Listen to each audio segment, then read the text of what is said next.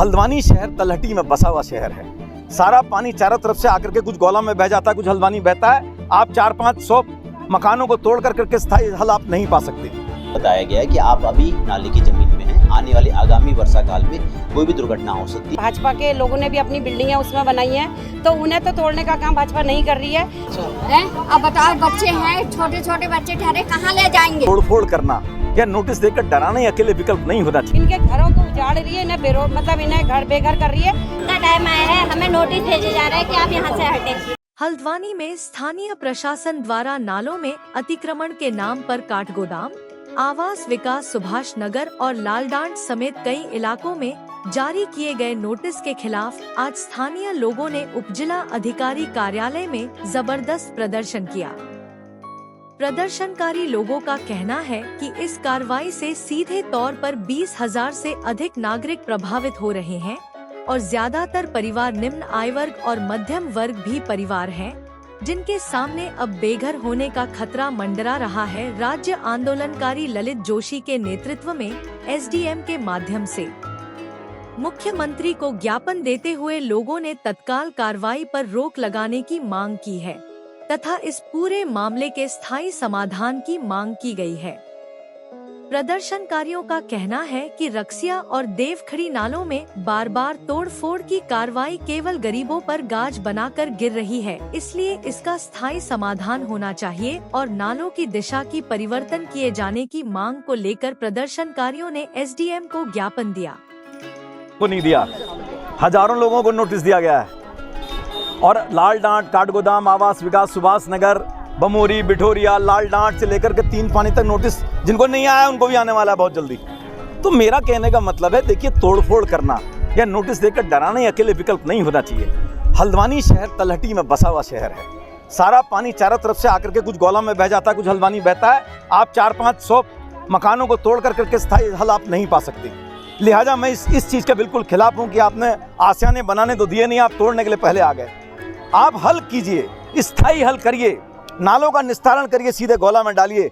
आप Asian development bank और आपके जमरानी बांध का जो प्रोजेक्ट है उसमें डाल दीजिए। इस प्रोजेक्ट को एक पूरा प्रोजेक्ट बना कर करके नालों का दिशा मोड़िए। तोड़फोड़ के लिए इसका हल नहीं है, ये मेरा कहना है। इसीलिए आज हम यहाँ हैं। यदि अगर मांगे नहीं पूरी, हम तो देखो अपनी जनता के साथ खड़े होंगे। पहली बात, जनता मेन है, जनता के साथ खड़े होंगे। दूसरा, आप ही बता दो, आप सब पत्रकार बंधु मेरे को इतना बता दो कि अगर आप देवखड़ी और सहित तमाम जो ये नाले जो हैं, रखसिया, कलसिया, इन नालों का अगर आप निस्तारण नहीं करते हो, या आज आप फर्ज करो आपने 10, 15, 20, 50, 100 मकान तोड़ भी दिए, तो क्या इससे स्थायी हल हो जाएगा? नहीं होगा। इसका स्थायी हल निकालो। तोड़फोड़ नहीं है। आप सरकार को अगर इतनी ज़्यादा तोड़फोड़ का है, लगता तो मुझे ऐसा है कि PWD डिपार्टमेंट हो या वो सारे डिपार्टमेंट बंद कर करके एक तोड़फोड़ डिपार्टमेंट बना लो। सरकार से मैं कहता हूँ, सुबह से शाम तक तोड़फोड़ ही करो। सृजन कुछ कर नहीं सकते हो, तोड़फोड़ तुम्हारी फितरत में लिखा है, इसका विरोध करेंगे। ठीक। मानवीय सर्वे के उपरांत जो ऐसे अतिक्रमण थे जो नाले को बने गए थे, उनको चिन्हित किया गया है, उनको नोटिस जारी किए गए। पहले चरण में ऐसे अतिक्रमण जो नाले को पूर्णतः अवरुद्ध कर रहे हैं या पूर्णतः नाले में हैं, उनको हटाए जाने की कार्रवाई की जाएगी। जब नाले चौड़ीकरण का भविष्य में प्रस्ताव तैयार किया जाएगा, जब नाले के चौड़ीकरण का कार्रवाई जब भविष्य में की जाएगी, तब समय जितनी भूमि के नाले की आवश्यकता होगी उतनी भूमि उस समय ली जाएगी।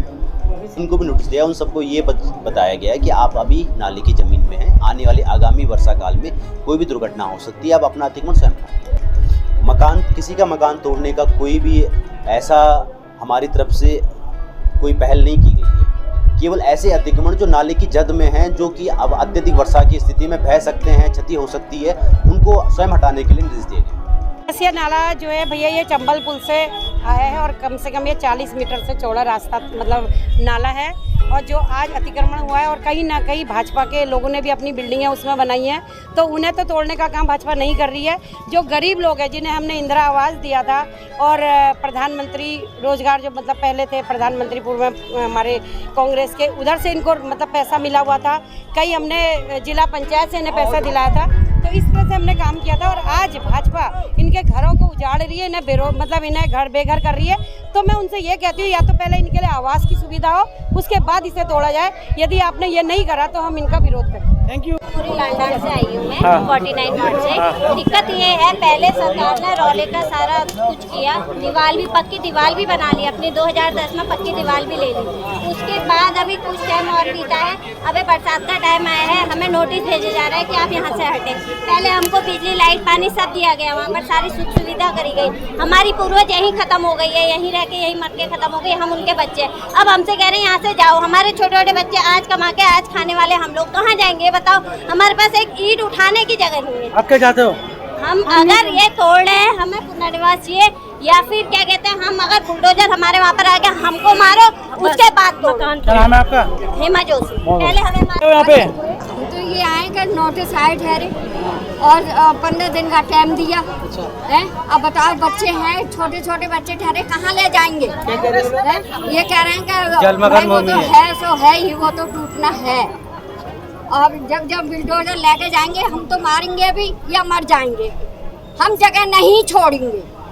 कितने सालों से रह रहे हो वहाँ पे? 50 साल हो गई हमारे बच्चों को, हमारे आदमी भी मर गया यहीं, और सब सास ससुर यहीं मरी है।